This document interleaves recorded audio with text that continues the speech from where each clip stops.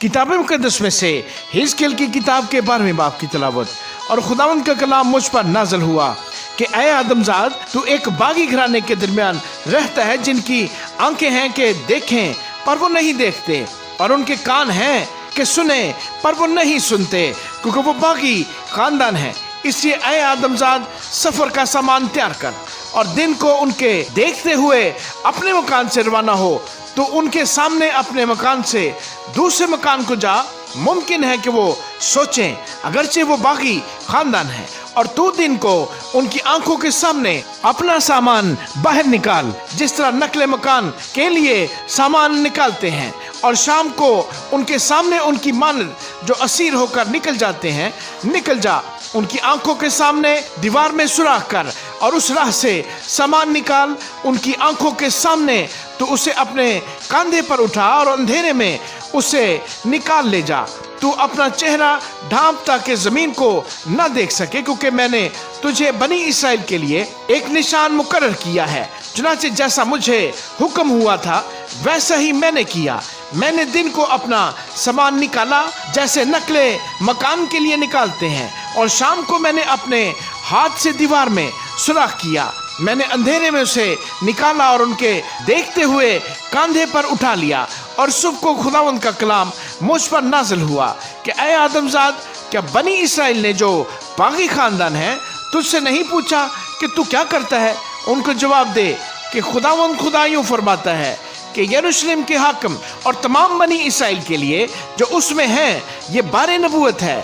उनसे कह दे, मैं तुम्हारे लिए निशान हूँ, जैसा मैंने किया वैसा ही उनसे सलूक किया जाएगा। वो जलावतन होंगे, वो असीरी में जाएंगे, और जो उनमें हाकिम है वो शाम को अंधेरे में उठकर अपने कंधे पर सामान उठाए हुए निकल जाएगा। वो दीवार में सुराख करेंगे कि उस राह से निकाल ले जाएं। वो अपना चेहरा ढांपेगा, क्योंकि अपनी आंखों से जमीन को न देखेगा, और मैं अपना जलाल उस पर बिछाऊंगा और वो मेरे फंदे में फंस जाएगा, और मैं उसे कसदियों के मुल्क में बाबल में पहुंचाऊंगा, लेकिन वो उसे न देखेगा अगरचे वही मरेगा। और मैं उसके आसपास के सब हमायत करने वालों को और उसके सब गौलों को तमाम इतराफ में परगंदा करूंगा, और मैं तलवार खींचकर उनका पीछा करूंगा।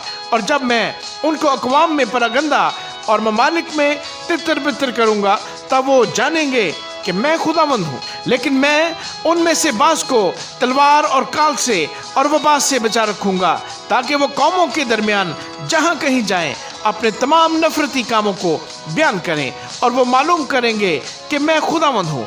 और खुदावंद का कलाम मुझ पर नाज़िल हुआ कि ऐ आदमजाद, तू थरथराते हुए रोटी खा और कांपते हुए और फिक्रमंदी से पानी पी, और इस मुल्क के लोगों से कह कि खुदावंद खुदा यरूशलेम और मुल्क इसराइल के बाशिंदों के हक में यूँ फरमाता है कि वो फिक्रमंदी से रोटी खाएंगे और परेशानी से पानी पिएंगे, ताकि उसके बाशिंदों की सितमगरी के सबब से मुल्क अपनी मामूली से खाली हो जाए, और वो बस्तियां जो आबाद हैं उजाड़ हो जाएंगी, और मुल्क वीरान होगा, और तुम जानोगे कि खुदावंद मैं हूँ।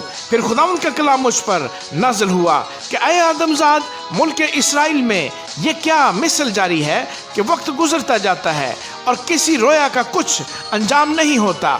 इसलिए उनसे कह दे कि खुदावंद खुदा यूँ फरमाता है कि मैं इस मिसल को मौकूफ़ करूँगा, और फिर इसे इसराइल में इस्तेमाल न करेंगे, बल्कि तू उनसे कह कि वक्त आ गया है और हर रोया का अंजाम करीब है, क्योंकि आगे को बनी इसराइल के दरमियान रोया बातिल और खुशामद की गैबदानी न होगी, क्योंकि मैं खुदावंद हूँ। मैं कलाम करूँगा और मेरा कलाम ज़रूर पूरा होगा, उसके पूरा होने में ताख़ीर न होगी, बल्कि खुदावंद खुदा यूँ फरमाता है कि ऐ बागी खानदान, मैं तुम्हारे दिनों में कलाम करके उसे पूरा करूँगा। और खुदावंद का कलाम फिर मुझ पर नाज़िल हुआ कि ऐ आदमजाद, देख बनी इसराइल कहते हैं कि जो रोया उसने देखी है बहुत मुद्दत में ज़ाहिर होगी, और वो उन अयाम की खबर देता है जो बहुत दूर हैं। इसलिए उनसे कह, खुदावंद खुदा यूँ फरमाता है कि आगे को मेरी किसी बात की तकमील में ताख़ीर ना होगी, बल्कि खुदावंद खुदा फरमाता है कि जो बात